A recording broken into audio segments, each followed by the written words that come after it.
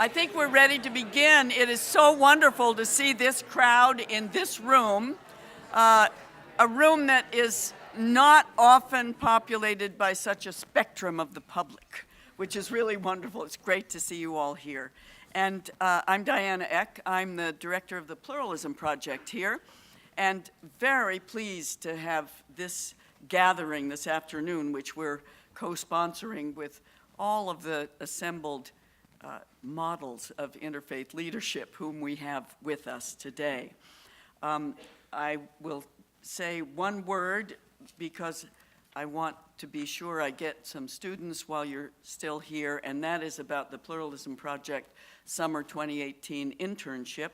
There's a little flyer about it here that will be for work with the Pluralism Project this summer right here in Boston. So pick one of these up and see if you or any of your friends or students might be interested. It's a pleasure today to have three people with us who not only know a lot about interfaith leadership, but have in their various ways been very involved in and themselves kind of models of interfaith leadership, though that isn't the reason that we chose this title. First, we'll hear from Eboo Patel, who is the founder of the Interfaith Youth Corps and who has, in fact, gathered so many young people over the course of the last decade to take part in the Interfaith Youth Corps in one city after another and in college campuses across the nation. He has written a couple of books, Acts of Faith, his own personal book, Sacred Ground, that has to do with the vision of America in this time of our diversity and our yearning toward common ground. And most recently, a volume on interfaith leadership, which you're going to want to look up on Amazon and get a copy of. He edited that volume.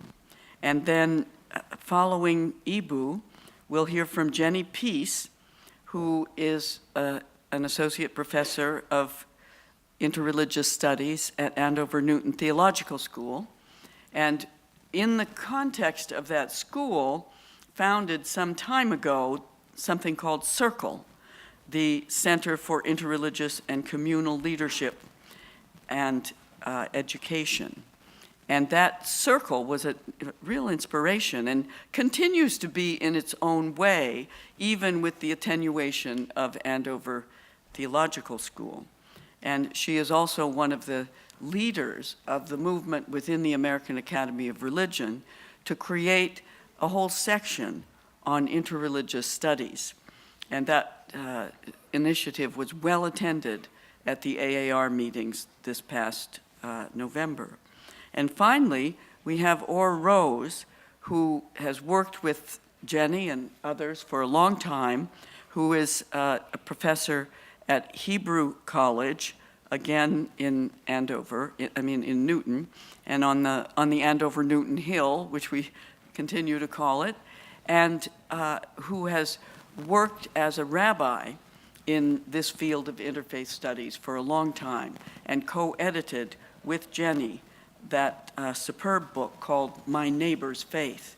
There are a lot of things to read, but I think most important for us is that we have an opportunity to hear from these three people for about 10 minutes each, and then I'll try to say a few things for no more than 10 minutes myself, and then we have some time for open discussion.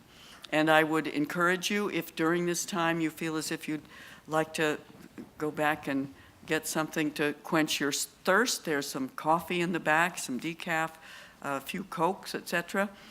So don't feel shy about getting up. And with that much introduction, I give you Eboo Patel.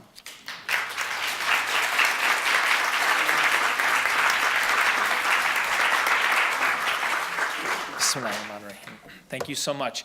So it's a joy to be here with friends. I love panel discussions, especially with people that I admire so much, because it's a time for a lot of people to put out half-formed thoughts and for those half-formed thoughts to come together into a larger and brighter picture. That's what it's a big deal about what universities are for. It's a place to try out new thinking. And so I'm going to do that right now. I'm going to try out some new thinking. And I'm going to begin on January 27th, 2017. And I want to say that January 27th, 2017 is a historic day for interfaith social justice work. In the afternoon of that day, the Trump administration releases what became known as the Muslim ban. And people from a wide variety of religious persuasions begin to gather at airports even that evening. And they have signs that speak of welcoming the stranger, oftentimes directly from Scripture. There are people from different religious communities standing side by side. There's a great picture from the Chicago Tribune of a Muslim father with his son on his shoulders and a Jewish man with his son on his shoulders with a kippah on, and they're looking at each other and smiling. It is a great day for interfaith social justice work. But that's not the only interfaith social justice event that takes place that day. That morning, January 27, 2017, is the National Pro-Life March. And there are gathered on the National Mall massive numbers of people of faith who have come together to cooperate for social justice. And it is a historic day for the National Pro-Life Movement, because it is the first day ever that a sitting vice president addresses that crowd. January 27th, 2017 is a historic day for interfaith social justice work. Now that I have your attention. It just so happens that I have an interesting window into some of both parts of these events. So I step off the plane in Hartsfield-Jackson Airport in the evening of early evening, late afternoon of January 27, 2017 in Atlanta. I turn on my iPhone, and that's when I get the news alert about the Muslim ban. It's released late afternoon that day, and I was on a flight when it got released. Heard about it probably an hour later. And I was in Atlanta to speak to the signature leadership conference of the Interfaith Youth Corps. Probably 300 students from different universities and different religious traditions gathered for our Interfaith Leadership Institute. And I give something of a typical talk, my typical talk on interfaith cooperation, interfaith leadership. It is, if you will, something in the frame of the King Obama narrative of the United States being a broken promise that all of us working together can fix. I speak of the Muslim ban as a part of the broken promise, and I speak of the promise before me as something that all of us can do together to fix. And I see people in the audience talking about Jews and Muslims and secular humanists and Sikhs and Jains and Buddhists and Catholics talking together about how they are going to engage the Muslim ban. And as part of that, I am criticized for not being radical enough, for not using the word resist in my talk, for being too focused on the civic and not enough on social justice. Interesting. It's a critique that I think probably stands. My friend Orr reminds me of that. That morning I was in DC, and I was speaking to the presidents of the Consortium of Christian Colleges and Universities, about 100, 110 evangelical colleges of the Wheaton College type. And unsurprisingly, the hotel that I was staying in was one of the places where a lot of young people from the pro-life movement had gathered. And you could tell the churches that they were from, or the wards that they were from, because they were wearing kind of fluorescent green teen, church group t-shirts. And something struck me. There's a group over there in the lime green t-shirts from a Mormon community. There's a group over there from a Catholic community. There's a group over there from an evangelical community. And they've got scripture out, and they've gathered around tables to discuss how their faith commitments bring them together to cooperate for social justice work. Interesting insight into both of these, right? So obviously, this raises a range of questions. What's the definition of justice? What's the nature of interfaith work? If part of how we understand interfaith work is the way that somebody connects his or her religious identity to a public issue in cooperation with other people, if one disagrees with somebody else's definition of justice, could that be taken as a demeaning of that individual's religious identity? I think of something that Diana quotes in Encountering God, which has long stuck with me, from Chaim Potak's The Book of Lights. Two Jewish rabbis are in Japan, and they're watching two Japanese Shinto priests do a ceremony. And they look at these Shinto priests and they say, is God listening? And if God's not listening, why not? And if God is listening, what are we about? That's a recognition of they have an identity too. And it's connected to the divine too, even if it's different than mine. So those kids at the pro-life rally, do they get to have an identity? Do they get to have a definition of justice that connects to that identity? What does it mean if I disagree with their definition of justice? It's interesting, of course, Mormons, Catholics, and evangelicals have not, to put it lightly, always gathered on the National Mall together, collectively. So what's the history of that? Clearly there's different doctrine, there's different ecclesiology in a lot of ways. The LDS Church is an alternative ecclesiology to the Catholic Church. So how is it that they see themselves now as at least political kin? And has that political kinship shifted how they see, or at least what they emphasize about theology and doctrine? So you see a little bit of political science here, a little bit of history here. How does this come about? And no small amount of theology and religious studies. How much overlap is there between the Atlanta Interfaith Leadership Institute and the Pro-Life March? I mean, I suppose theoretically somebody who's in the more progressive environs of the organization I run could say I'm against the Muslim ban and I'm pro-life. But I'm actually really interested not just in the theoretical of that, but who showed up both at the airport and at the National Mall that day? For whom are both issues a get out of my house and into the streets issue? That's a question of sociology. So, some of you may see where I'm going here. There are really interesting, significant, and rich questions, both intellectually and civically, on the dynamic of how is it that people who orient around religion differently interacting in a diverse democracy. Here's one, I think, hugely important intellectual question from John Courtney Murray. How intense and what kind of differences can a diverse democracy accommodate? What kind of commonalities does a diverse democracy require? That is a central and centuries-long question in the area of political philosophy. There are interesting empirical questions.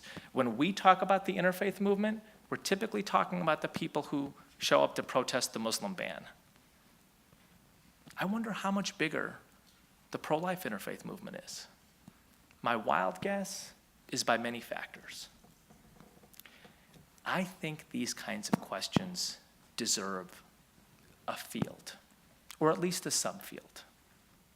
I think political philosophers, political scientists, sociologists, theologians, scholars of comparative religion, anthropologists ought to be coming together in a regular way to ask the question, what are the implications of how people who orient around religion differently interact with each other in diverse democracies? What are the intellectual questions at stake? What are the practical and civic questions at stake? I actually think a neuroscientist would have a field day with this. If you were to do brain scans of the people who showed up at the pro-life rally and brain scans of the people who showed up at the airports that evening, would those two sets of brain scans look more similar to each other? In other words, is the principal difference between quote-unquote progressives and quote-unquote conservatives not necessarily theological, but actually neurological? This is part of why we have academic fields, for sustained and deep inquiry into these sorts of questions.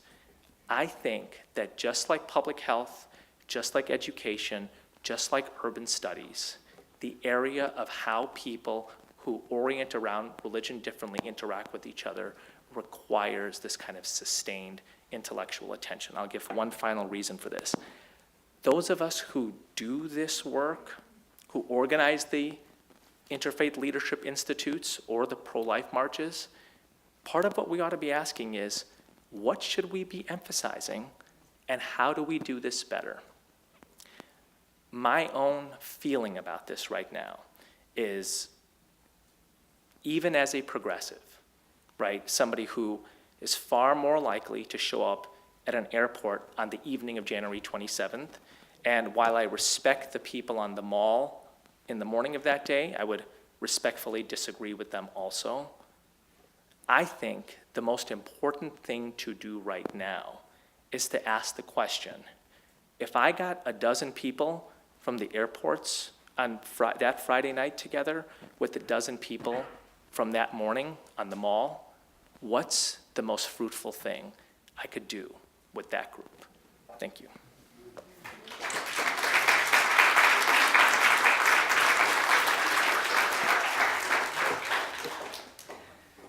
Thank you.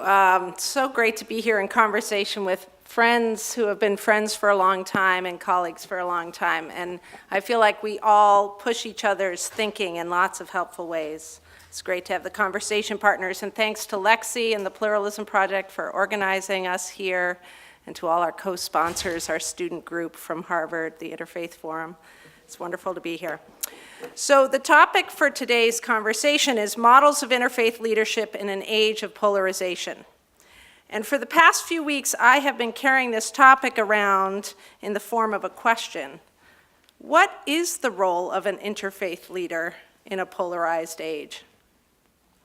As a Christian seminary educator with very deep interfaith commitments, I've actually been carrying this question around for a very long time, and analogous questions as well. But I'm going to spare you a decade or so of rumination and try to distill this in its simplest form. What occurred to me this week as I posed this question to myself is that I would argue that the role of an interfaith leader in a polarized age is to confront every form of polarization. And I'm using this particular phrase, I'm invoking Pope Francis's historic address to Congress in 2015. He was talking about violence done in the name of religion, and he said, quote, "We know that no religion is immune from forms of individual delusion or ideological extremism," end quote. He noted the delicate balance required to combat violence while also safeguarding freedom, and added, quote, "There is another temptation which we must especially guard against, the simplistic reductionism which sees only good or evil, or if you will, the righteous and the sinners. The contemporary world with its open wounds, which affect so many of our brothers and sisters, demands that we confront every form of polarization which would divide it into these two camps," end quote. What I particularly appreciate about this quote is how Francis names categories, good, evil, righteous, and sinner, that can be found in most Sunday school curriculums, and I dare say most seminary classrooms. So I hear in this a particular call to me as a Christian seminary professor to confront the complicity of my own tradition in calcifying these categories. Now, I'd add that the problem is not that these binaries exist. They are categories of consciousness that are part of learning to name what we come to know. But the problem is in the simplistic reductionism that sees only these categories and not the spectrums between or within. Now, Rabbi Jonathan Sacks, in his book, Not in God's Name, Confronting Religious Violence, points to what he calls pathological dualism as the root cause of a lot of religious violence. When we fix people into these hierarchically ranked binaries and irrevocably split them into good and evil camps, they inevitably start looking a lot less like us, and a process of dehumanizing rhetoric can begin to take hold. And we know from history that dehumanizing language has dire consequences. Scholar and professor of historical theology Beverly Mitchell writes about systematic dehumanization, which is at the root of both white supremacy and anti-Semitism, in a very powerful book called Plantations and Death Camps, Religion, Ideology, and Human Dignity. Mitchell defines what she calls the sin of dehumanization as defacement, which I think is a really powerful way to think about it, and writes, quote, "The absence of empathetic imagination, the inability to see members of the pariah group as being like oneself, is the psychological foundation for participating in dehumanizing a fellow human being." Now, a new wave of brain science is adding to our understanding of the neurological dimensions of this phenomenon. David Eagleman, who's a neurologist, reports on work that looks for changes in the medial prefrontal cortex, a region of the brain that becomes active when we're interacting or thinking about other people, but is not active when we're dealing with inanimate objects, like a pen, for example. Now, when researchers showed pictures of people from different social strata to volunteers while measuring brain activity, the researchers found that this area of the brain was less active when volunteers looked at a homeless person, as opposed to a professional athlete or a doctor or lawyer, and commented, quote, "It's as though the person was more like an object," in terms of the scans of the brain. Now, when Eagleman considered this study and his own experiments related to the neurology of empathy, he saw a chilling link to the history of genocide. Genocide is only possible, he says, when dehumanization happens on a massive scale. So this is why I see it as a primary role of an interfaith leader to confront every form of polarization and to interrupt and call out distortions that come about through this dehumanizing rhetoric. Finally, the last point I want to make is, and that I think is really important in this context where Eboo brought up this point about politics and thinking about the polarization in our political discourse. This is not an exclusive tool of the political left or right.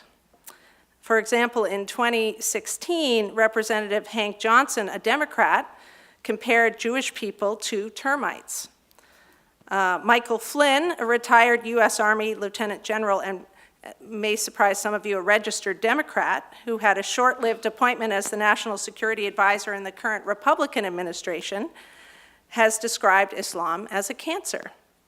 It's easy to slip from disagreeing with a policy or a practice to demonizing a people.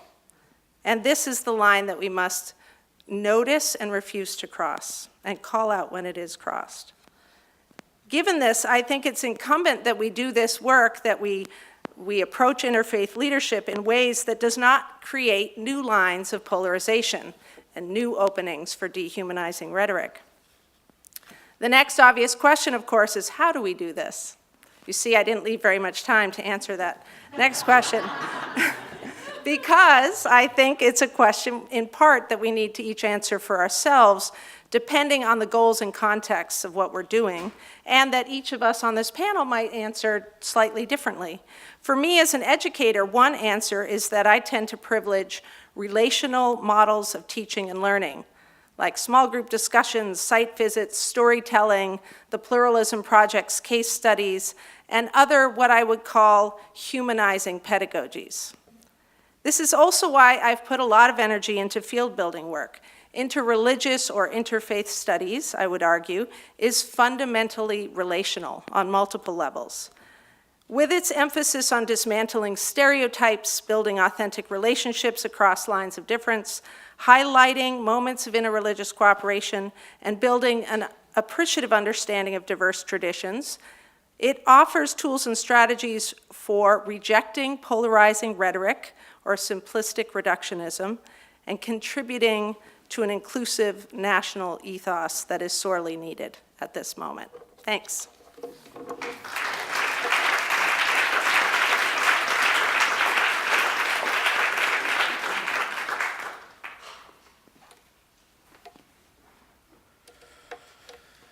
Good afternoon. It's a pleasure to be here with all of you and with colleagues, friends, and mentors. In my allotted time, what I'd like to do is share with you personally and professionally my own journey, both as an activist and an educator over the last 2+ years. And through these anecdotes, I think you'll see that many of the theoretical points that were raised by Eboo and Jenny will be crystallized in the stories.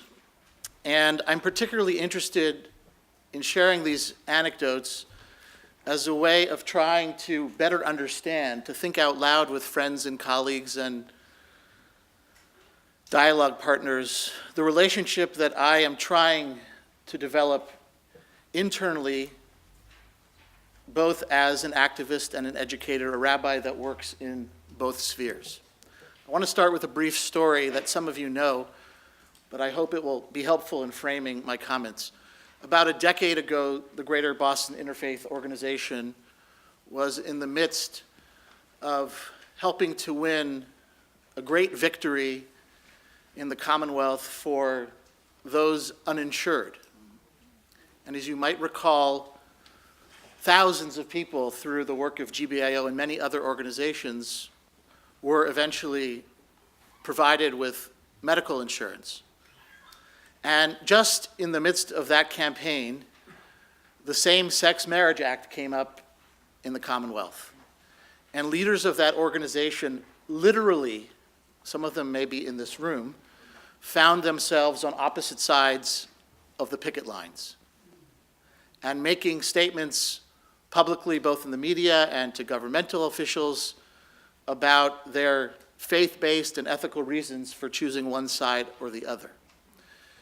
In the midst of that tension, several leaders from GBIO decided that among the things that they needed to do in order to maintain both the coalition and, as they put it, the community that is and was GBIO, they needed to meet in small groups so that people could share their stories, their hopes, their dreams, and their fears. And in one such meeting, Reverend Herman Hamilton was invited by the rabbis from Temple Israel to hear the stories of members of this Jewish community, mostly progressive, several of whom identified as LGBTQ or were a part of families and communities in which that was the norm.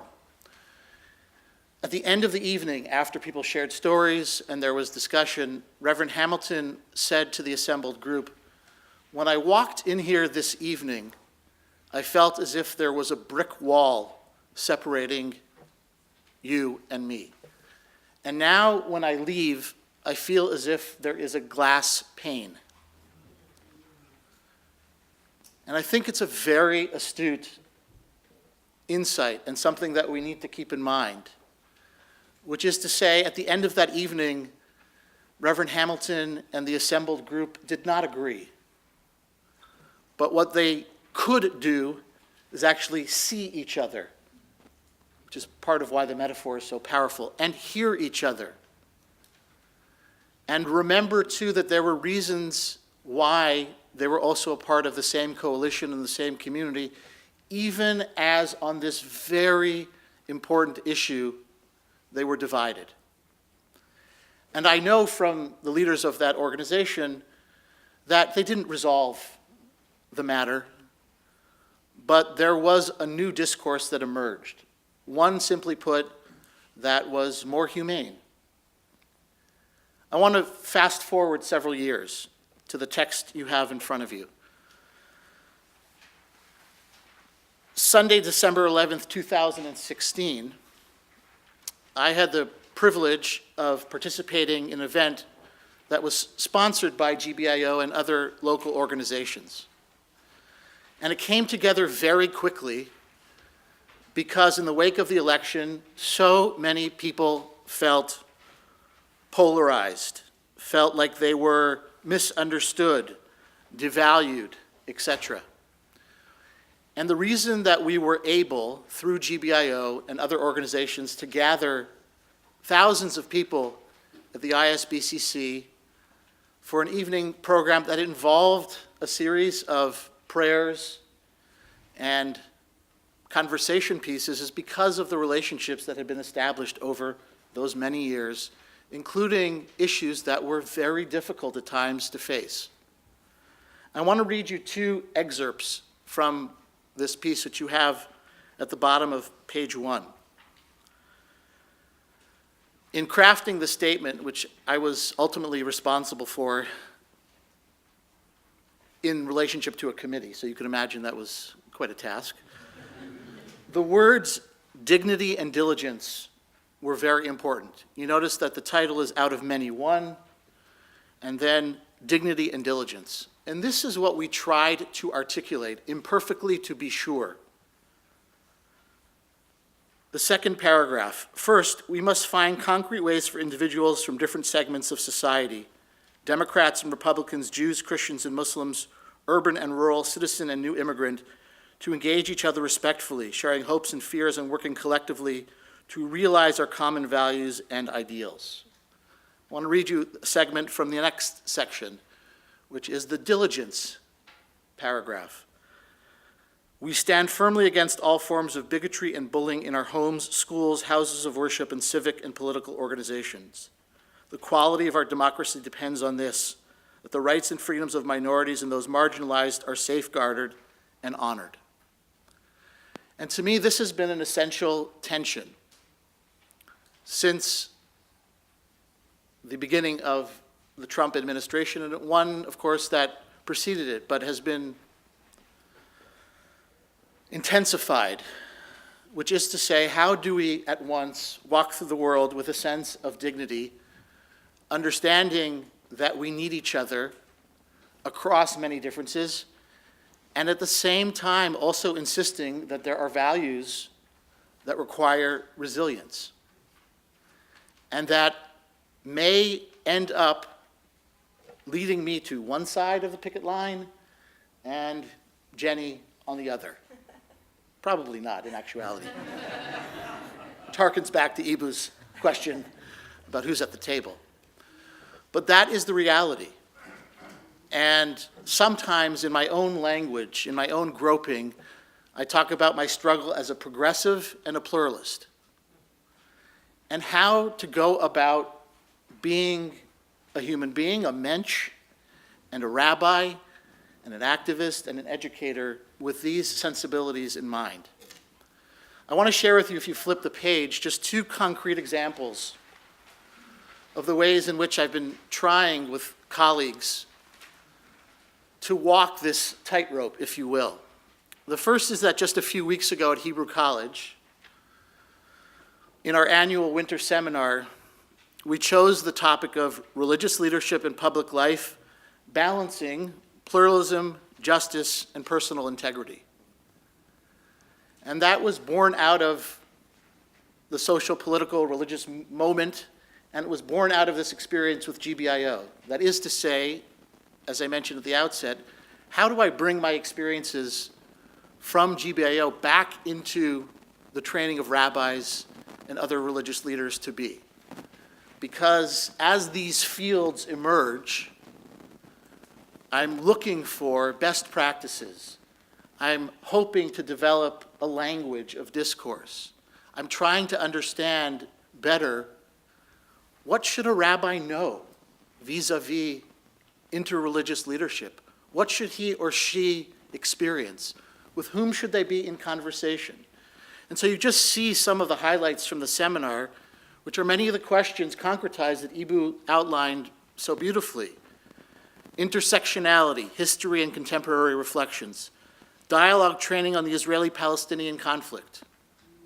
Intra-religious discourse, as you well know, can sometimes be just as heated or more so than interfaith or interreligious conversation.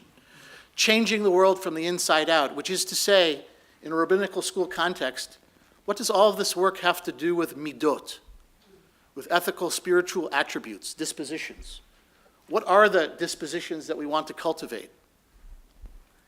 The other thing that I want to make mention of, which was just affirmed today, voted on by the board of the Boston Theological Institute, again, which is an outgrowth of a decade plus of work, but has intensified over the last 2 years, frankly, is the introduction of a certificate for students in the consortium of theological schools in the area.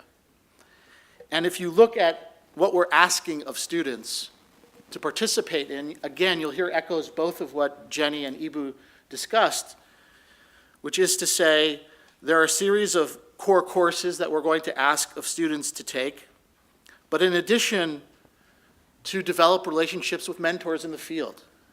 I want people to spend time with Eboo or Diana or Jenny and ask them, how did you arrive at doing this work? And what work is there for us? Because this field is still young and burgeoning. And what might be the best ways both to add to existing initiatives, but also to create the next Pluralism Project or IFYC. And so these are concrete manifestations in this age of polarization, but also an age of opportunity, as I'm experiencing it, to live into the questions both that Eboo and Jenny posed. Thank you.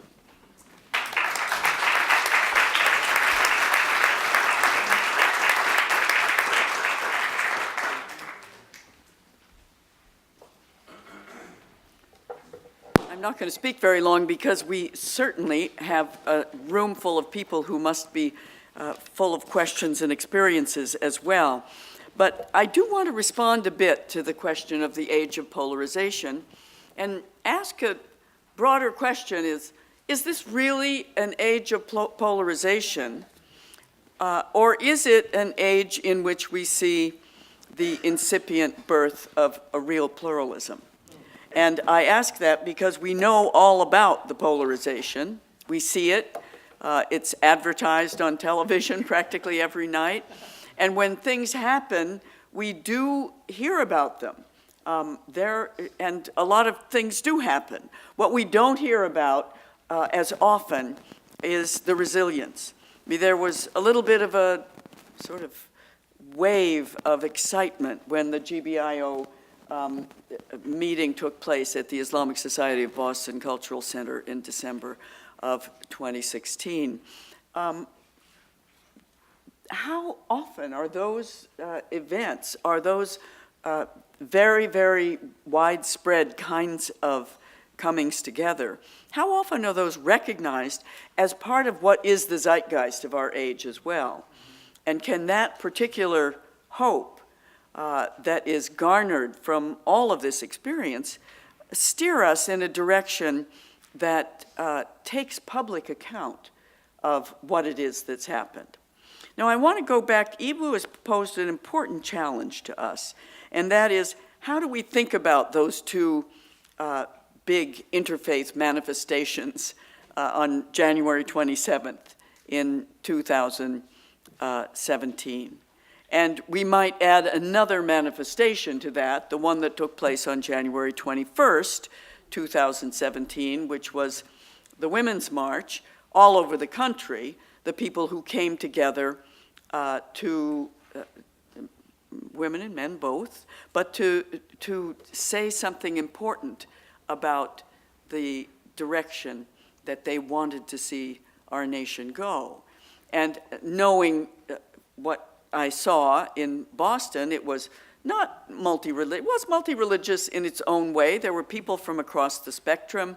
There were interfaith and intercultural communities from Medford and Winchester and all around the Boston suburbs. So it was a major manifestation of a spirit in Boston that is important to recognize. And as we know from the way in which that was covered, that was a major manifestation all over the country. And we probably saw a little bit of the same thing as kids from various, high school kids and elsewhere, from various backgrounds came together to say publicly together their opposition to the free and seemingly unrestrained sale of guns. So there is a lot of comings together, and we know perfectly well that they are across lines of background and difference, and unquestionably faith as well. So I think the question is really an important one. How do people who connect their faith and some public issue come together? And what are we who are thinking about interfaith in our society? What are we thinking about that? How can we study and understand some of the ways in which people come together? And among the things I would like to sort of think about here is that there are a range of ways in which, when we delve into the values that sustain us, that we have to analyze how they go together. When we're thinking about certain kinds of issues, there are constitutional and civic covenants that we have as citizens that make a difference, and we need to reference those and think about them. It's not only the courts that think about the values that are civic and constitutional. It is we, the people, as well, who hold these values, and think about what it is in those values that would lead us to a particular position on life, on pro-life, on gun control, on the ban of Muslims from our shores. Where are there laws here? And how do we think about them, and how might, as citizens, we change them? The other piece of it, though, is the way in which we value things as people of faith. If we are people of faith, and many are, whether as Muslims or Hindus or Jews or Christians, that's another set of values that does not entirely overlap with our civic values. And we need to be pretty clear about when it is that what we're really standing up for is our values as Christians, and when we're standing up for those fundaments that we hold together as citizens of the United States. And then there's a further nuance that I feel is important to add here, and that is, what is it that we can learn as students, as scholars, as people who in a university are committed to an intellectual investigation?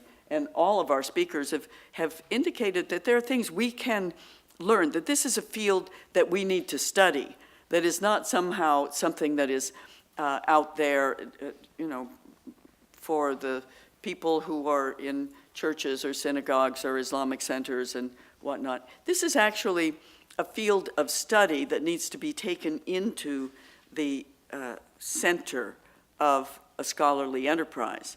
And Jenny has been very involved in that, and so has Eboo. Actually, all of us have, in one way or another, saying, we need to study this. We need to study the connections and the disconnections. We can't just be people who are studying,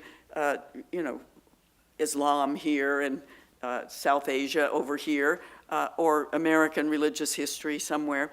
But this is actually a field of study that is taking as its most important focus these very places where people are connecting or misconnecting. And I want to say again that issue of polarization and the very easy slippage from a polarization to a demonization that you've articulated for us, Jenny, is extremely important. And it's important to look at it carefully when it happens and to make that known, because we can see when it happens. We can see the way in which, a film about Islam, this is years ago, that was sort of tucked into the Sunday newspapers all over the country, slipped very gently from being about Islam and about Muslims who were not the sort of peaceful kind of Muslims to being about Islam in general. And the analysis of this does require people who are dedicated to wanting to analyze the discourse that we have. And finally, I would just ask the question, who are our interfaith leaders? Because we do have lots of interfaith initiatives and organizations and sort of ephemeral and long-term ways of coming together. There are lots of these on college campuses, including our own, including your own. So, and beyond, who are the people who are our interfaith leaders, who are actually providing some of the rhetoric and leadership for a different way of looking at our society? And when I think of that, I do think of some of the protagonists in our case studies who are civic leaders, yes, but they're heads of corporations, they're mayors, they're involved as principals of schools and whatnot. And it's that kind of leadership that also needs to be cultivated. Cultivated because the people who actually shape some of the decisions that are shaping our wider society are in these positions of civic leadership, sometimes without very much of the interfaith skills that Eboo so wonderfully outlines in his interfaith triangle. I think I may not have all of the. What? Yes. My staff doesn't know about it. Yeah. Oh, of course they do. So you can ask him about that. But it involves knowledge, it involves relationships, and it involves, what's the A? Attitudes that come out of your background or out of your neurological structures.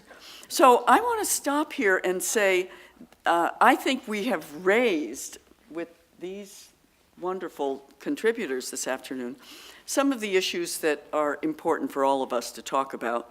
And I kind of wanted to begin with a couple of the people who are here from the Interfaith Forum at Harvard and students.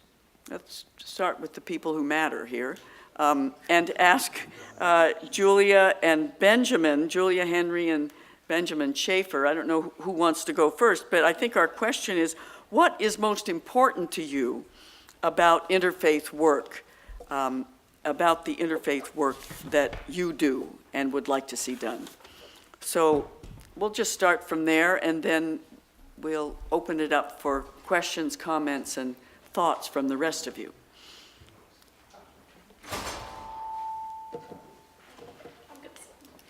Well, thank you for the lovely introduction. I'm Julia, I'm Vice President of Harvard Interfaith Forum. I'm a sophomore at Harvard College, 19 years old, so way less articulate and have many years less experience than the incredible people standing next to me. But Professor Eck, she was my professor last semester, so I'll call her that, poses this great question of what is the most important part of what we do. I mean, the Harvard Interfaith Forum was only started 6 years ago, and kind of is totally evolving as we go on this journey of how do we create interfaith work at Harvard. And it's hard to quantify exactly what is the most important part of what we do. And I think it was touched on by some of our panelists, where these relationships that are formed, I think, is how we actually get past this idea of polarization and dehumanization, because once you form a relationship with someone, suddenly your understanding of their entire background and their experience entirely changes. And once that changes, then we can go past that. And once understanding develops, we can move from religious diversity to religious pluralism, which Professor Eck loves to talk about. So and if you know, religious pluralism is entirely different, and that's how we move forward, I think, away from this idea of polarization, dehumanization. So I really echo, I think, what was said about that. And I think the Harvard Interfaith Forum within Harvard's campus, and I think a lot of college campuses have similar organizations where we attempt to take a second to breathe, where Harvard is an extremely busy place. Students are just constantly running around. So we try to create spaces where we actually have a chance to talk about life and talk about these bigger problems of like essence and being. And instead of just going from thing to thing and class to class, we talk about like, oh, what is really going on?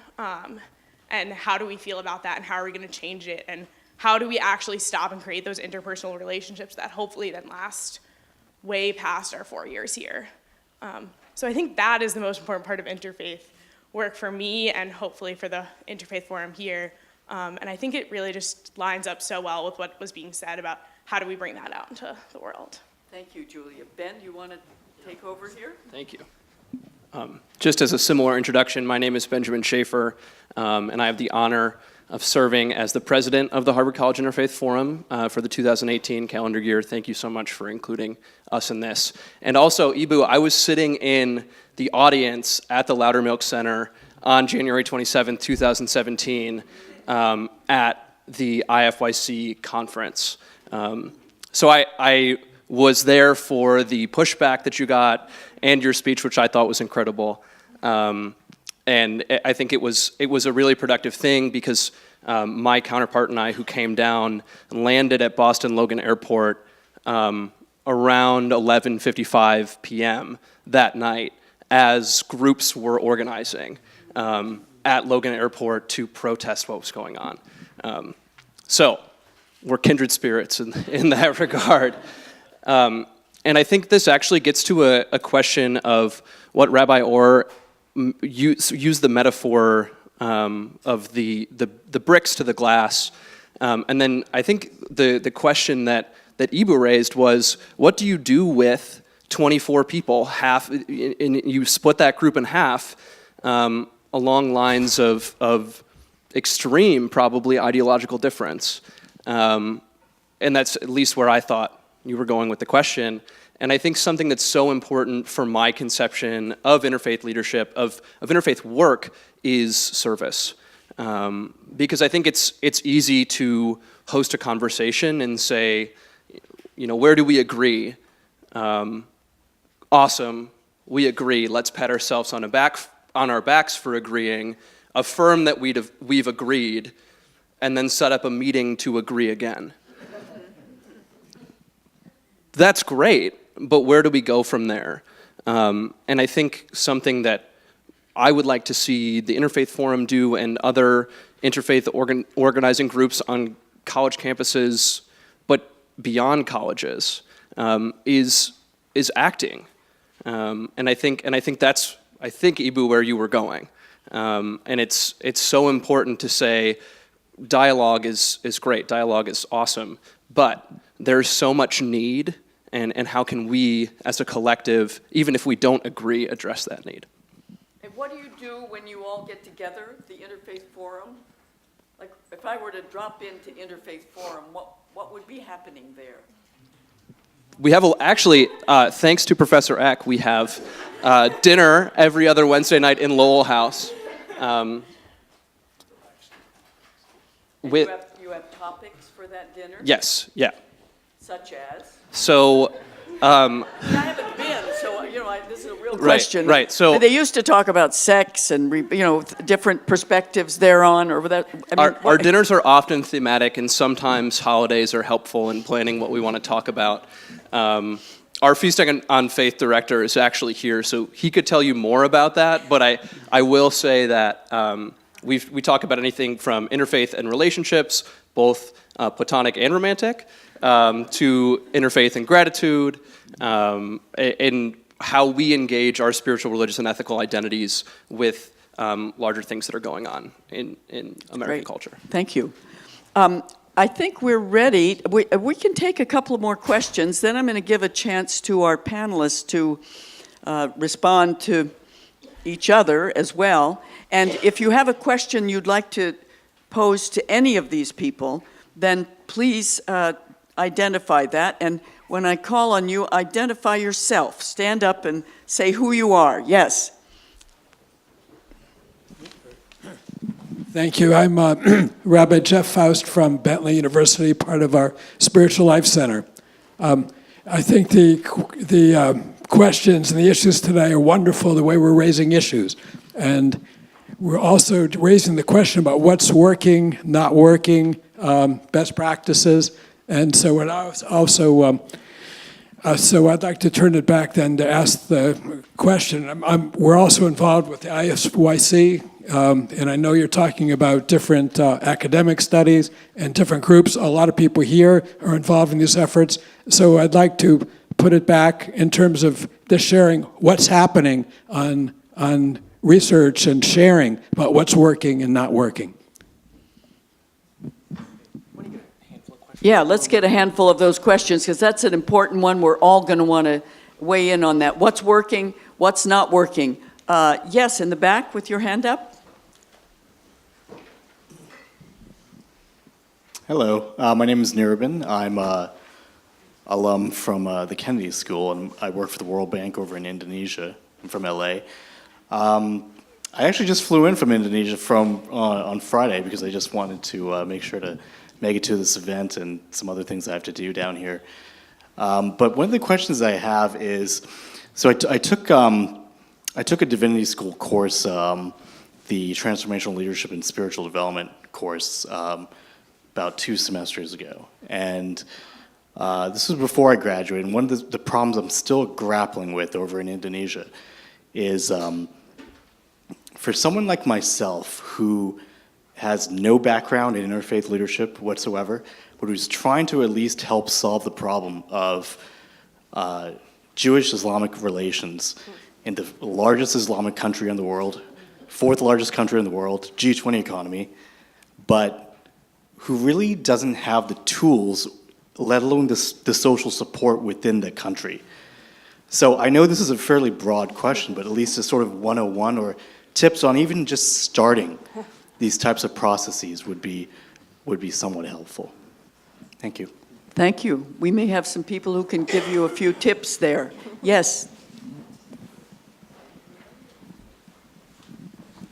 My name is Sadia Baloch. Is this on? You need to turn the switch on. My name is Sadia Baloch, and as a volunteer, I'm the outreach coordinator at the Islamic Center of Boston in Wayland, Mass. And one word that hasn't come up, I'm also part of the Daughters of Abraham, and I know Jenny through that. One word that hasn't come up is reciprocality or reciprocating. And I think, especially for those of us who are in small minority communities, we also have to learn to reciprocate.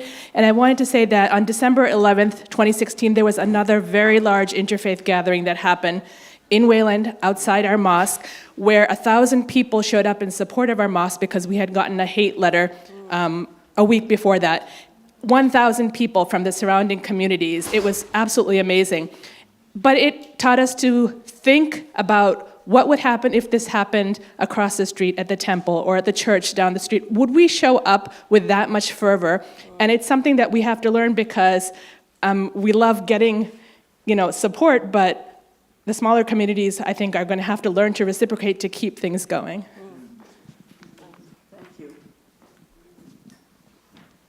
We actually have a question from online, so we've been streaming and taking questions on Facebook, so I'll add one of those here.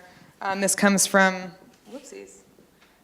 someone named Stephen Andrew, who asks, how does the panel view ministries like chaplaincy, which are pluralistic by nature? What is the value of people of different beliefs coming together to care for one another, and what challenges and obstacles present themselves in this work? Are we ready to have a few... whoops. Someone else is online here, but has no caller ID. I'm sorry.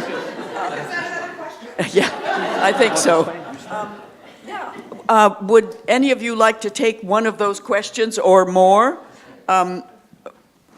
Yeah, Jenny, stand up when... I'll weave a few thoughts together. Is this on? Is this working? Yeah. Those are all really great questions. want to start with Sadia's point about reciprocation. I think there is, when it comes to interfaith organizing, as our participant from Indonesia asked, I think one of the key principles is this issue of parity, reciprocation, looking for mutual motivation, saying, what is this to me? What is this work? Why does it matter? And finding partners in other communities that have a similar concern. So sort of a healthy, thriving community life is of interest to all of us. So where are the folks from various traditions who want to create coalitions built from the beginning on this principle of parity and mutual respect to co-create the initiative? I think this is a key aspect in any interfaith organizing. It's very different to say, would you like to come and join my initiative to save the world, versus what is of concern to you and to me, and I'd like to create a relationship out of which we might address this in creative ways. It's just a really different initiative, and to be open to both participating in and promoting various initiatives, I think, is part of the kind of flexibility you need to have as someone who's doing this work. The one other thing I will say about the what's working, depending on what you're asking about, and I'm going to answer that in just a few words from my interest in institutional change. So institutions change very slowly. And that's not a bad thing. Sometimes we give institutions a bad rap. I think by their nature, they're intended to be conservative in the best sense of the word, to conserve what's of value. So it's valuable that they change slowly. So trying to promote some change in how we study religion or think about the study of religion is really what I believe this interreligious or interfaith studies initiative is about, is trying to create a little space in the midst of something that we're already doing to ask these questions about the places where we intersect and interact.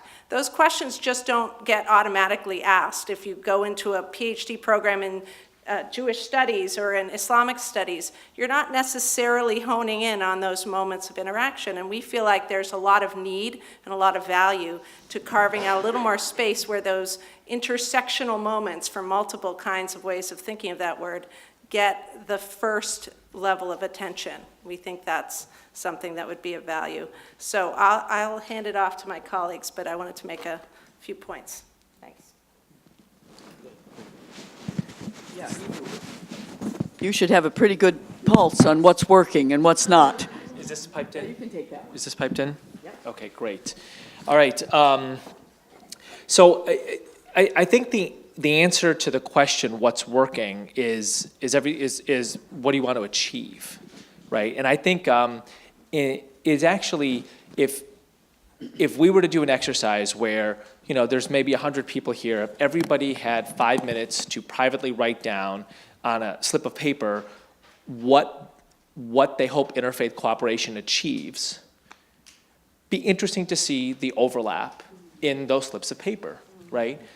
And my sense is that we are at a moment, this chapter of interfaith work is young. Interfaith work has existed in the United States since before this country was a nation, right? Since Roger Williams and the Flushing Remonstrants, and those are European settlers, interfaith work existed before they were here too, right? But this chapter is relatively young. And I think part of what characterizes this is it's a definitional moment. So, it's what was it the Cheshire Cat said in Alice in Wonderland? If you don't know where you're going, any path will get you there, right? I mean, one of the reasons for the proliferation, the motley medley of methodologies in interfaith work, from interpretive dance, which Jenny and I have unfortunately participated in too many in our 20-year interfaith friendship, to like theological discussion, is there isn't broad agreement on what this work is supposed to achieve. So here is a definition of that, right? Interfaith work is meant to achieve 5 civic goods.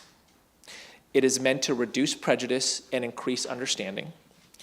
It's meant to multiply social capital, recognizing that faith communities are significant sources of social capital, at least in the United States and likely in other societies around the world, although I know the United States best.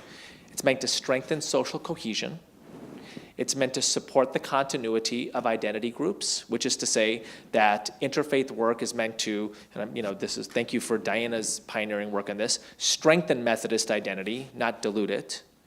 And it is meant to help thicken the narrative that binds together a diverse society. So those are, I think, the 5 things interfaith work is seeking to achieve. Then the next question then becomes easier. What strategies and methodologies do you employ in a variety of program formats that helps achieve one or more of these 5 civic goods, right? One of the things that, I'm able to rat-a-tat that because it's a chapter in my book, Interfaith Leadership, and I worked really hard to get to those, so I might as well memorize them, right? One of the things that I think is important about this is that you can do that within the pro-life march, and you can do that between the pro-life march and the Atlanta ILI, right? So in other words, it can work within ideological communities, so to speak, and it also works across them, right? I think it's especially important across them. And one of the ways that I realized this is, these last couple of years has been both very difficult as an American Muslim, but also as, an upper middle class person who's graduate school educated. That's another really important identity category that I occupy that I don't talk about very much, right? My first book is entitled Upper Middle Class Professional, writes about, being upper middle class and all of the educational bias that I have, right? But I realized that in the course of the Trump campaign, as in I'm sitting around with all of my friends from different racial and religious backgrounds, and we are congratulating ourselves on how diverse we are, I have this kind of moment where I'm like, in the top 20 issues of American life, we agree on everything. So how diverse are we, right? Like, we have a common definition of justice, so common that we use the word justice without defining it ever, ever. We just invoke it as if it's like the color red. Isn't it obvious? But there's a whole swath of my nation who has a different definitions of justice. I think interfaith cooperation is about increasing social capital between my crew and that crew, strengthening social cohesion, reducing prejudice. What's the narrative of a diverse society in which they feel like they can thrive? My kids have never even heard of a Cracker Barrel, right? They walk into a grocery store in rural America and they see whole watermelons. They don't know what they are because Whole Foods only got chopped up watermelons. I'm not even kidding, right? Like, I am not interested in increasing their distance from Cracker Barrel America. I'm interested in strengthening that social cohesion. Or do you have a response to any of these things you'd like to share with us? Yeah. No. I'll add just a few footnotes because I mostly agree with Eboo and Jenny's responses. One other word which I'd like to include in the conversation is power. And I think it was embedded in both of the previous comments. And that needs to be explored in a number of different ways, including who is at the table and why are they at the table and who do they represent.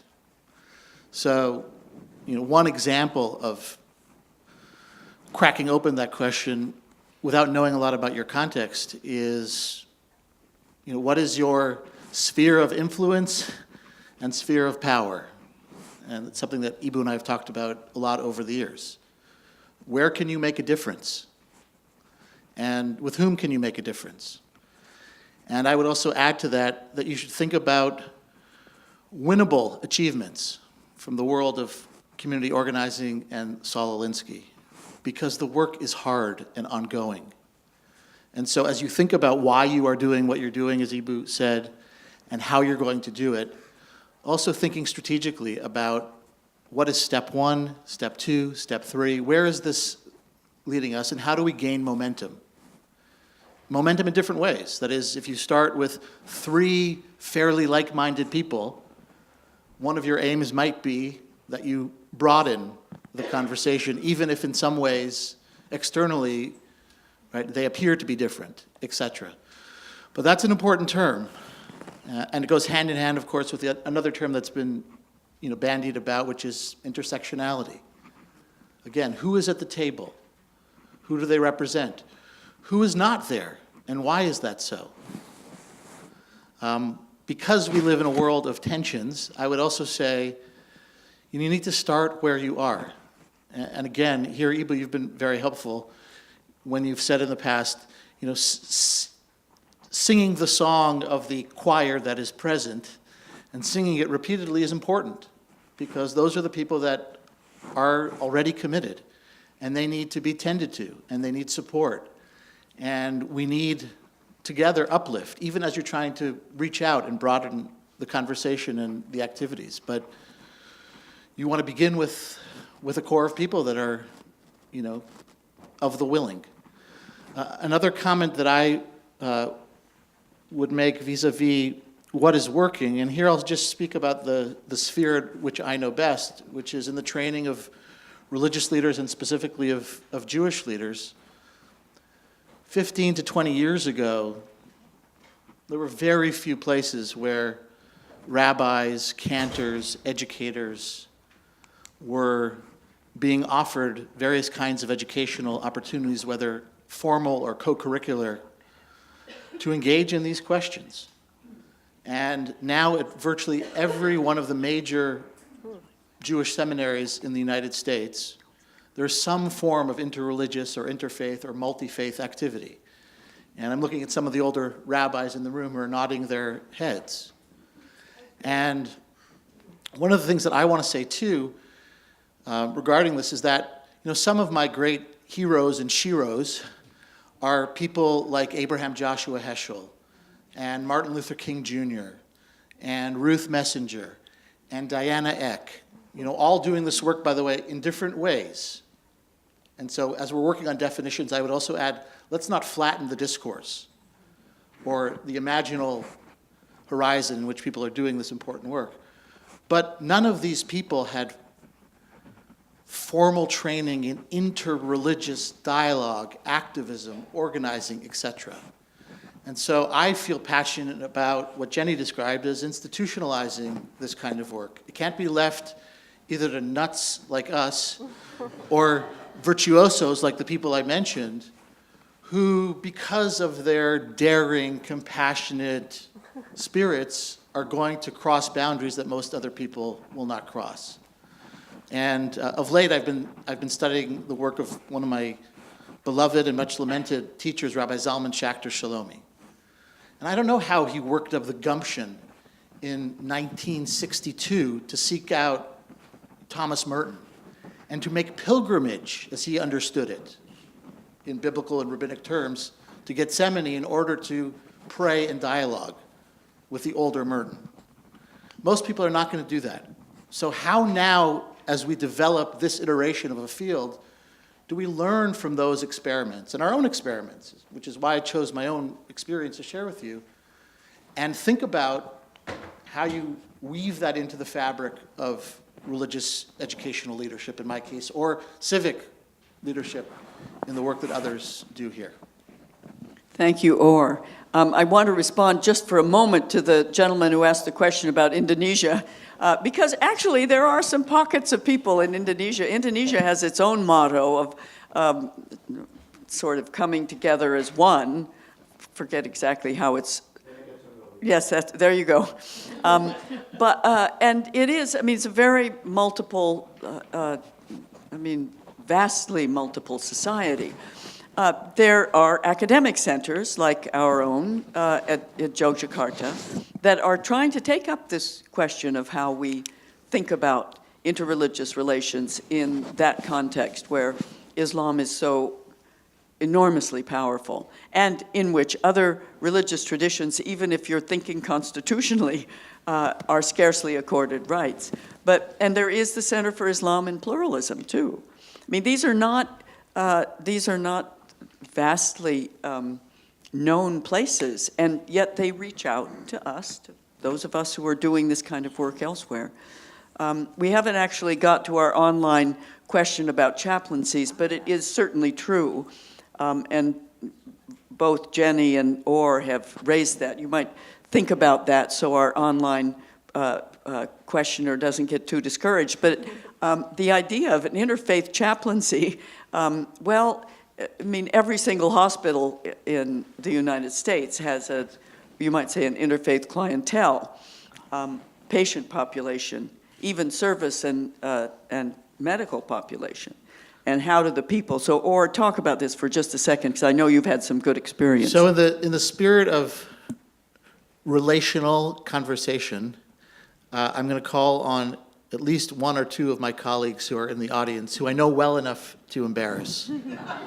So Greg McGonigal or Tiffany Steinwert, you are doing this work. You're in the trenches every day on college campuses. Can one or both of you share a few anecdotes, a few reflections? There are others in the room too, but you're the folks that I know well enough to pass you the baton in this moment. Robin's here too. Yes. So I am in the spirit of what you have done, or I'm actually going to pass it. We have students from our multi-faith center. So I just want to contextualize this a little bit. Wellesley College in 1993 hosted a landmark conference called Education as Transformation, where we were beginning to really set the landscape or set the table in a new way in higher education for doing multi-faith chaplaincy. So in higher education, traditionally in the United States, Christian organizations, colleges and university had a Protestant dominant model. By the 1980s, we knew that was deeply flawed. We knew that a long time ago, but it was only by the 1980s that people started doing that. And in 1993, this conference that was supposed to bring maybe a couple hundred people brought 800. And if you know Wellesley's campus, that was very hard. We did not have an indoor space. We still don't have an indoor space big enough for 800 people. And so we took it outside to the lawns. And so I'm going to invite one of my students to talk about what multi-faith chaplaincy has looked like for them. And Chloe, can I ask you, because you've been on multi-faith council for 3 years? Sure. Okay. Thank you. I just want to clarify what we mean by multi-faith chaplaincy. This is like just having chaplains of multiple faiths at a college. Yes. Yeah. Okay. So just double checking. Okay. I've been on the Multi-Faith Council for 3 years now. It is my favorite thing about Wellesley College. I come from an LDS background, Mormon for those who aren't familiar, and I grew up in a mostly Mormon community, so I didn't know a lot about any religions, really. Coming to Wellesley and being a part of the Multi-Faith Council, I've had the chance to talk to a lot of the different chaplains and interact with students of incredibly diverse religious traditions. It's meant a lot to me because I've been able to talk around about the beliefs of all of these different faiths and see how they parallel mine and how they might be different, and basically be able to find those commonalities and really connect with students. It's just been a really great learning experience. Yeah, I don't know. Okay. Hi, I'm Greg McGonigal from Tufts University. I will just add, just very briefly, that I think one of the most important things for us to remember today is that college and university students are always changing, and so I sort of grew up with one iteration of interfaith work on college campus at Brown, where my great mentor Jenny Cooper Nelson was, forming a multi-faith council, bringing together groups that we just kind of became aware of one another that, oh, there was an MSA and there was a Hindu Students Council and so forth, but people weren't really talking with one another in a formal way, and so we brought together an Interfaith Council. So that, that's now 20 years ago. But students coming to campus today, many of them have grown up with an interfaith reality, have grown up as religious minorities in the United States, numerically speaking. Many college students come without any formal religious or philosophical background at all, and so many are exploring, but we find that there's a tremendous openness to that exploration among our students, and so we just try, as a group of chaplains, and then working really importantly with our Interfaith Student Council of Leaders, to develop many different kinds of entrance points. We start actually in the summer before students come to Tufts. We have an opportunity for incoming students to make their first experience of Tufts, a week-long program of visiting different religious and philosophical centers. We teach about the Pluralism Project. We introduce Interfaith Youth Corps. And this is the very introduction of our first years. We also meet some amazing first years through that who go on to become leaders in interfaith work and activism of all different kinds throughout their years. So there are many different forms, and I think those of us who do this will be happy to talk with people who are interested. Just wanted to add one comment, and then others can chime in. But this year, with the help of several people, including Tiffany and Greg and Alex, through the Miller Center at Hebrew College, we launched an initiative called Billy. And it's an undergraduate program, 2 representatives from each school. There are 5 that are involved. They're planning a retreat at the end of the year. And one of the most powerful sentiments that was shared, I forget by which student from which school, was that chaplains and religious and spiritual and philosophical professionals from other religious traditions or spiritual traditions, you'll forgive the slippage in my nomenclature, had become significant mentors to them. And I thought that was a very important and powerful expression of the ways in which people across religious, spiritual, philosophical communities were finding one another, and for alchemic reasons were drawn to this person or to that one, whether or not they shared theological, ritual, or other things in common, but because there now is an infrastructure and there are opportunities to meet. To hear that from more than one student, but one student talked about the fact that she was from one tradition, and the most significant mentor that she had on campus was someone from your staffs who comes from a different community. I'm Robin Olson from Bentley University, and I'll make a couple comments of areas that haven't been touched upon. And one is Bentley is a business school, so the undergraduates and the graduates are all already at that age self-selecting for business, which makes them a little more conventional than the other campuses that I have served, more liberal arts campuses. And it's a finance and accounting specialty school, which are not my areas of expertise as the United Methodist pastor. So it was very intimidating for me at first, and I wondered what is the role for interfaith cooperation on this campus. And oh my goodness, if we could take the vision and the passion of the students I served at Boston University in the School of Theology and connect that with the managerial and social enterprise skills of my Bentley students, we would rule the world.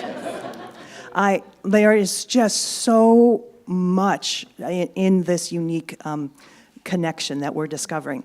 And then quickly, the second thing I want to say is that on my campus, 40% of the students do not identify with a religious tradition at all. And I was told, well, so I guess you'll kind of hang out with those 60%. The founder of my faith, John Wesley, said, "The world is my parish." And so the entire campus is my parish. So there are 4 of us here from Bentley, we've had a lot of fun reaching out very specifically to include, like, who's at the table? The secular humanists, the folks who do not identify with any tradition, with some really, really needed practices of mindfulness. And on this Bentley campus, where there aren't a lot of opportunities for creativity, we have been able to establish Art and Soul, and that's wildly popular and draws so many people who wouldn't have crossed the threshold into our sacred space. So we're having a lot of fun. Thanks. To raise the question for a moment about where this table is, because there are lots and lots of tables. Some of them are actual tables, some of them are classrooms, some of them are city councils, some of them are the tables that take place within religious communities. And I think one of the things that I really resonate with in the challenge that Eboo has put to us is, how do we think about, we who are really interested in making this, what I sometimes call the interfaith infrastructure that we really need in our cities and towns and college campuses, how do we do this when some of the people whose sort of tables of interest are quite different? I mean, for example, we all know the fact that it's been very difficult in some circles to get people who are very conservative in their theological positions, whether they're Christian or Jewish or Muslim, get them to participate, because it seems that somehow in the joining together with people of other faith traditions, there is a challenge or there is a relativism that is either threatening or they're just not interested in. So how do you get the interfaith conglomeration that is involved in pro-life? Actually, that could include quite a lot of Muslims as well, as it did in one of the Cairo conference on development maybe 20 years ago. I mean, there were Muslims and many Christian communities that were involved in trying to deal with issues of birth control and abortion, etc. This is a hard call, and how do you imagine these conversations where people who identify differently around religion, but have some common concern, how do we get them together? And Jenny, you have the mic, and I'm sure you have ideas as well, and Eboo as well. I kind of want to add a little data to your query, because I think, the answer to that for me, the first answer is to notice your own blind spots. So when Or asked about who's at the table and who's not at the table, who are you not even asking about? Because for me, that growth process has been essential in trying to crack this question a little. I was actually at an interfaith gathering for IFYC in Chicago back in like 2014. I don't know if you remember this, Eboo, but we were all talking about all the issues that we were going to confront together, and there was this great energy about solving problems, and if only the fundamentalists would get out of the way and let us solve all these problems. And we found, like, the fundamentalists kept coming up as the folks who were blocking all the potential good work. And then this guy stood up, and he couldn't have been more than 17 or 18 years old, and he was like, "Hi, my name's John, and I'm a fundamentalist." And he was so sweet and sincere, and rather than saying, "I can't believe how all of you have been talking about me and the folks I love," he said, "I want to know how I can get more of the folks that I know here to these kinds of gatherings." So that was my first little okay, Jen, think about your blind spots here. And the second one is on the opposite end of the spectrum. I find at many interreligious gatherings, and particularly those framed around the Abrahamic faiths, tend to devolve into a kind of narrative of us religious people and those secular people. And, we might not agree on everything, but at least we're all people of the book, and there's some kind of clarity about that. And so that's another serious blind spot and a big learning curve for me when I started at Andover Newton, a Christian seminary, was to find all the amazing allies in the secular humanist atheist communities who were as concerned, convicted, curious about the social ills facing our communities and how to use their ethical commitments to address those issues, along with folks from religious communities who they knew shared a lot of the concerns that they had. So I think number one is try to notice your own blind spots, try to get folks who love you, they're good at pointing them out, and then try to think about how the way you're framing the issue or the question either invites or inhibits the participation of that wider gathering of who we are. So.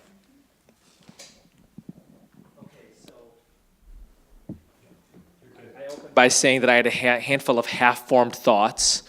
I was up at 4 a.m. I wish it was for Fajr prayer, but it was for a flight, and I think that I'm at about a 10% formed thought right now, so hang with me.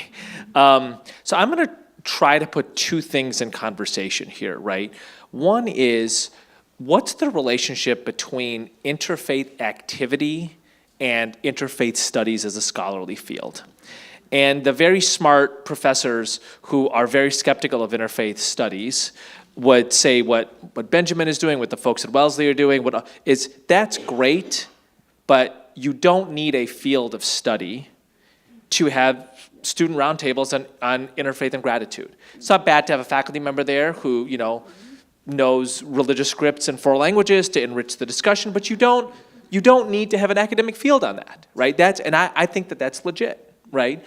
So, do you need an academic field, right?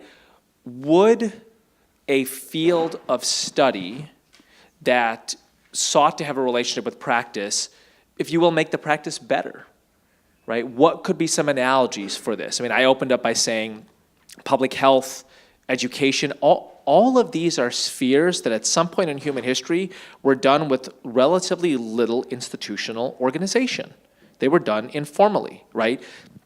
Person X is sick. Here's a couple of kind of homebrewed remedies, right? Over the course of time, these were done with increasing institutional sophistication, and fields of studies emerged in large part, to improve said engagement, right? With a variety of benefits and some costs. Are we at that point in interfaith work yet, right? Which is to say, is it like public health?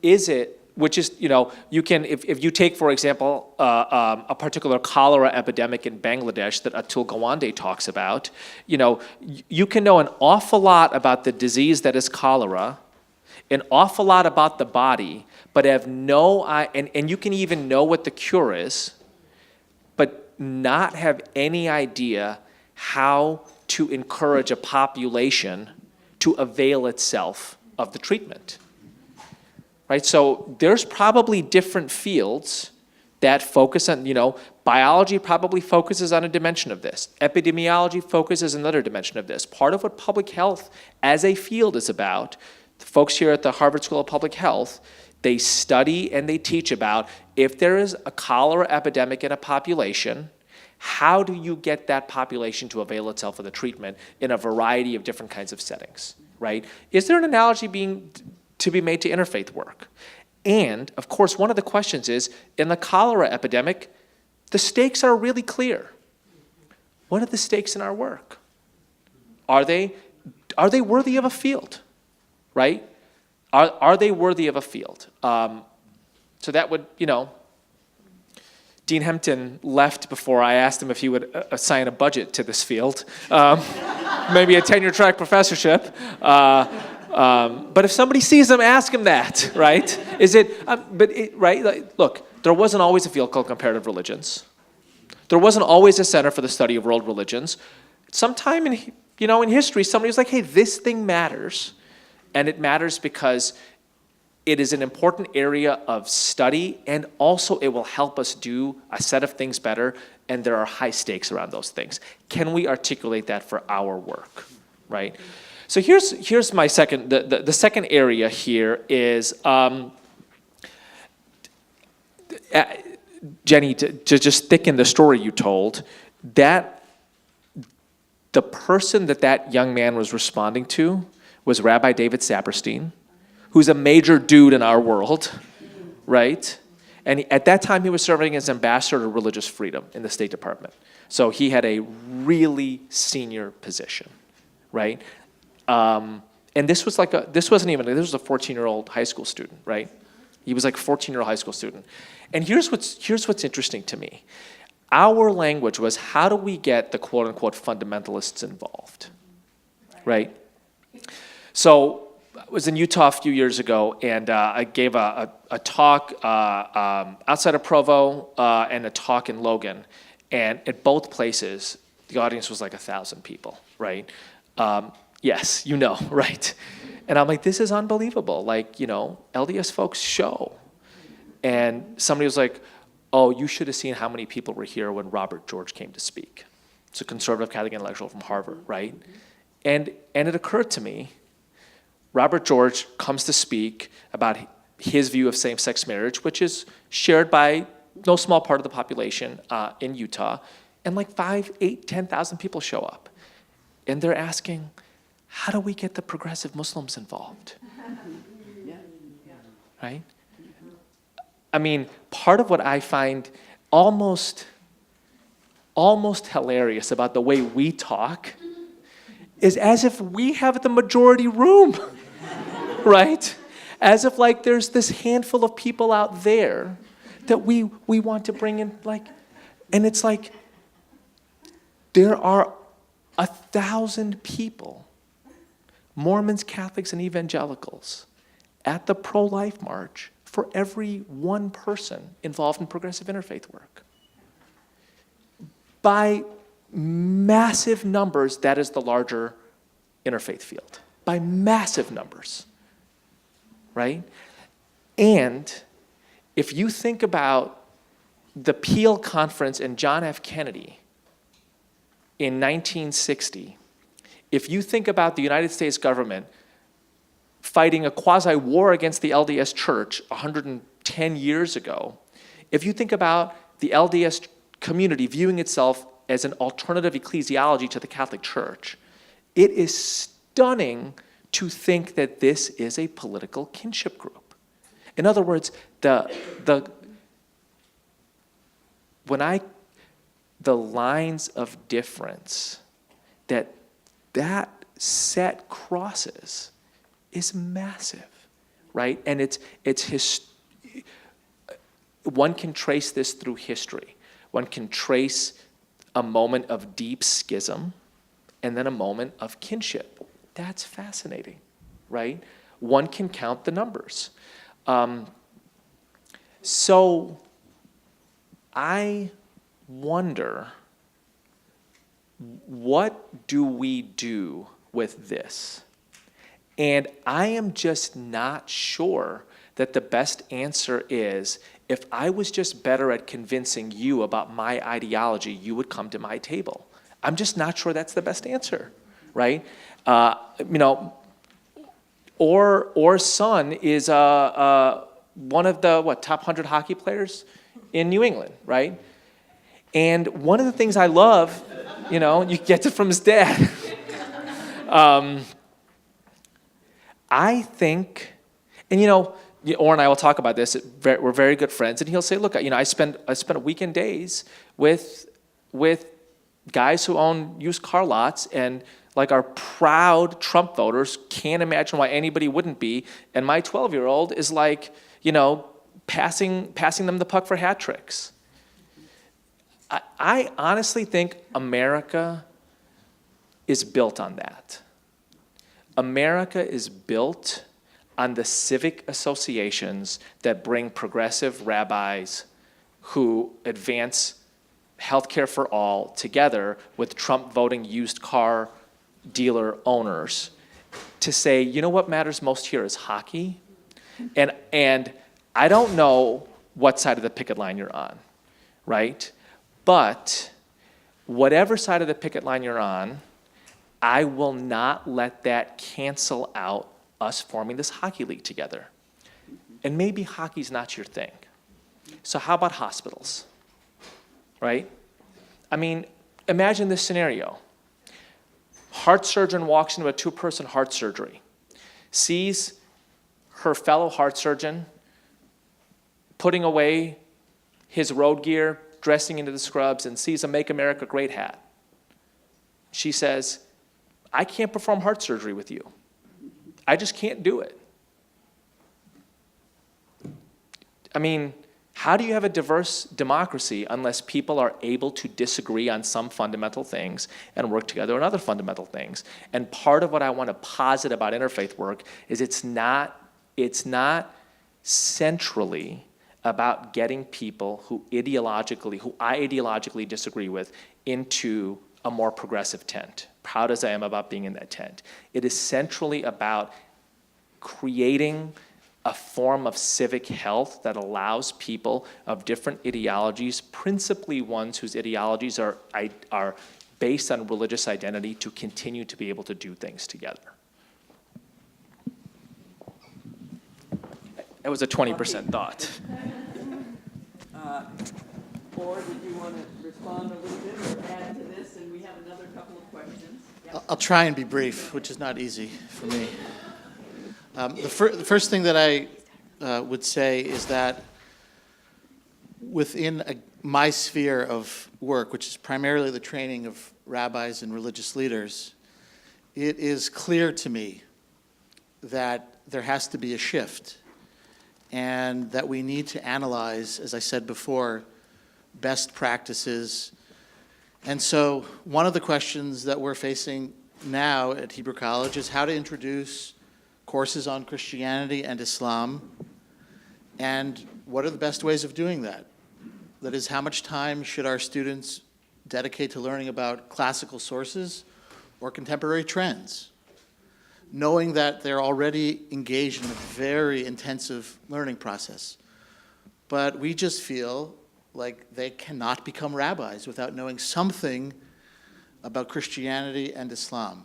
And it's not exclusively about creating an Abrahamic club, but given the very complicated histories of these three traditions, and given the stakes in terms of the possibilities for peace building among these traditions, that is where we're choosing to start. But even that is a complicated question. How do you do that best? And it's something that several of you in the room have been helpful with over the years about how to convey in the most beneficial ways what these religious leaders will and should know. The other point that I want to raise, since Eboo was kind enough to invoke my son's hockey cred, is that in my experience in situations like this and others, in building relationships which are authentic, there also come moments where there are impasses or there is a need to disrupt narratives. And that's complicated and sometimes painful. And you have to think wisely about how to do that and expect that people are going to do the same with you. And so, I can say that 3 or 4 times over the last 3 or 4 years, I've had to say to people, no, that is not what Jewish means. And using that term is insulting. And there may have been times where I said things about other groups, that also needed to be corrected. So, as you all know, it's not simply, warm and fuzzy. But in the context of real relationships, then you can say things that might be difficult in the moment, but lead you into a deeper place of authentic connection. And again, it doesn't need to necessarily dominate the activity and the reason for gathering, but there are opportunities for education and for growth. And I think we have to be courageous in those moments. It goes back to that statement about, dignity and diligence. And part of my diligence as a Jewish parent, as a rabbi, is to say, this is my understanding of my own identity, of the history and the values of my tradition and of my community. And if I've missed the mark on something about you and your community, then tell me. I saw another question back there. Yes, please. So I've been sitting here thinking about the ways in which Rabbi Or mentioned intersectionality, brought that idea into the conference, and Jennifer talked about this blind spot, and we've all talked about this table and whatnot. And it got me thinking about especially Boston and looking around the room and knowing that we are relatively a collegiate environment, you know, and if not, I don't know, you somehow were able to get here at 4 o'clock on a Monday, that kind of a thing. It got me thinking about the surrounding areas of Boston, like Dorchester, where, you know, there's all kinds of people that probably want to be a part of the liberal interfaith movement, and that's my assumption. But I guess my question, and I'm a young person in the interfaith world, I didn't realize interfaith was actually such a young movement, so maybe this is coming in a longer time from now, but I guess I'm just wondering, how do we go about including more socioeconomic statuses into this, people who can't get to college, where this seems to be taking off, and don't have the luxury or the privilege to sit around and discuss these issues.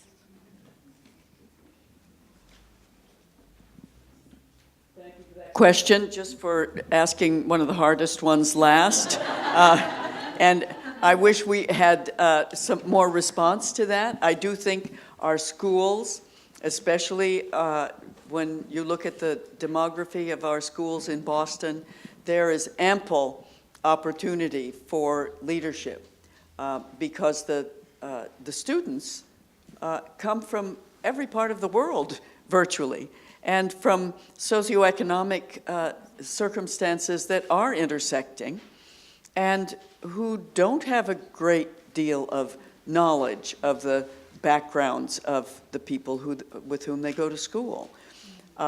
We have a very active program at Harvard that has literally a large fraction of the student body involved in extracurricular work in the city of Boston. And some of it is after-school tutoring, some of it is in-school tutoring. Some of it is the development of the kinds of programs that we might really love. There are schools that have their E Pluribus Unum days here in Boston and its suburbs. So it's a big question and an important one. I want to draw our afternoon to a semi-close. And these discussions, I hope, will not close because they're so important. One of the things I love about Eboo is the fact that he is always there with the analogy, whether it's heart surgery or cholera or something else that gives us a sense of the ways in which we ourselves behave. And when I think about the challenges that we face in educational institutions, one of the sort of bon mots of educational institutions and others across the country these days is that oft-repeated phrase from administrators to HR people, diversity and inclusion.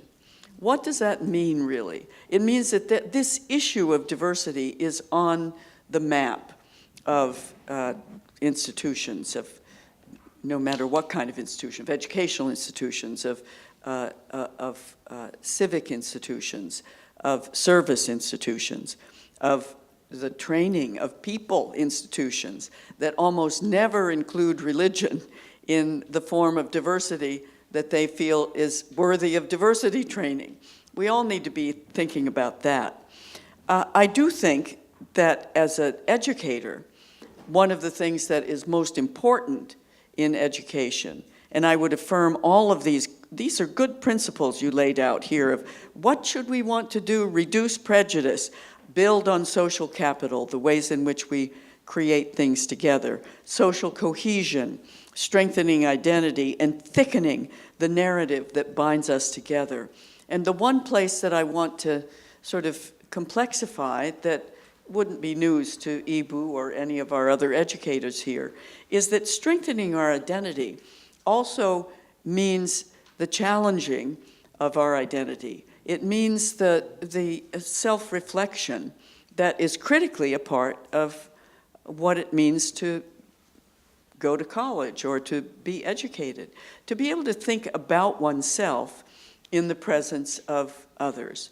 And it's one of the things that I love most about teaching is that specific opportunity to gather students together in small groups and have them come to know each other, the small group process, but also in and through that to reflect about themselves and really to make self-knowledge one of the banners of an educated person, that the kind of ethical self-knowledge that comes from knowing people who come from a very different perspective or whose parents and grandparents came from a very different world. And that's the kind of academic world that most of us inhabit who are involved in colleges or universities, where the diversity is there, but the engagement and the opportunities for deliberately building self-reflection into the curriculum are few and far between, and indeed places where they're not so sure that students should be encouraged to reflect about their own experience as secular people, as religious people, from whatever background they come. And since I've taught that way for years and do encourage people to bring those elements of their multiple identities to the fore, I think that this is a moment when not only embracing the kind of interfaith studies that will help us look at the complexities of our world and address them in the ways that the public health people are looking at the complexities of a cholera epidemic, but also to build into our pedagogy the ways in which we know perfectly well that this kind of self-reflective teaching that is premised primarily on self-knowledge is absolutely critical. So I'm going to give each of our panelists an opportunity to have 2 last sentences. And let me begin with you. 2 sentences.